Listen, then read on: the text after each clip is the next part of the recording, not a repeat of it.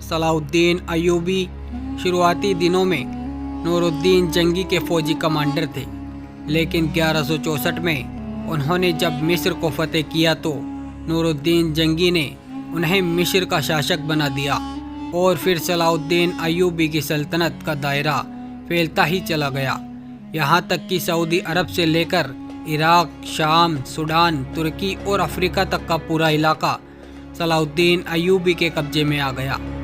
سلطان صلاح الدین ایوبی نے صلیبیوں سے لگاتار 12 سالوں تک جنگ لڑی۔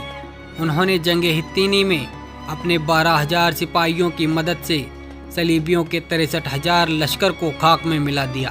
صلاح الدین کی انصاف پسندی کے دشمن بھی قائل تھے۔ انہوں نے بیت المقدس کو فتح کرتے ہی عیسائیوں اور یہودیوں کی معافی کا اعلان کر دیا۔ انہوں نے عیسائیوں کو نہ صرف بیت المقدس کی زیارت کی اجازت دی بلکہ ان کے لیے کھانے پینے اور رہنے کا بھی انتظام کیا۔ صلاح الدین ایوبی کے اس خیالات سے یہودی اور عیسائی اتنا پربھاوت ہوئے کہ انہوں نے اسلام قبول کر لیا۔ صلاح الدین ایوبی کے ہوتے ہوئے کسی میں مسلمان کی طرف آنکھ اٹھانے کی ہمت نہ تھی۔ یروشلم کے بادشاہ کے بھائی نے جب مسلم حاجیوں کے قافلے کو لوٹا تو صلاح الدین ایوبی نے سر عام اس کا قتل کر دیا۔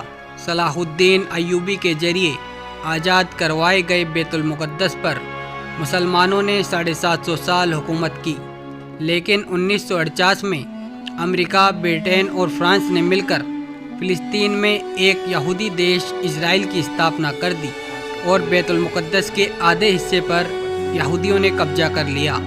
1967 میں ہونے والی عرب اور اسرائیل جنگ میں باقی حصہ بھی یہودیوں کے قبضے میں چلا گیا۔ بیت المقدس مسلمانوں کا قبلہ اول تھا۔ مسلمان پہلے اسی کی طرف منہ کر کے نماز پڑھتے تھے۔ حضرت محمد صلی اللہ علیہ وسلم نے یہیں سے معراج کا سفر طے کیا تھا اور مسجد اقصی میں ہی تمام نبیوں کی امامت کی تھی۔ صلاح الدین ایوبی نے اپنی پوری زندگی میدان جنگ میں گزار دی۔ انہوں نے 100 سے ادھک جنگیں لڑی اور زیادہ تر میں فتح حاصل کی۔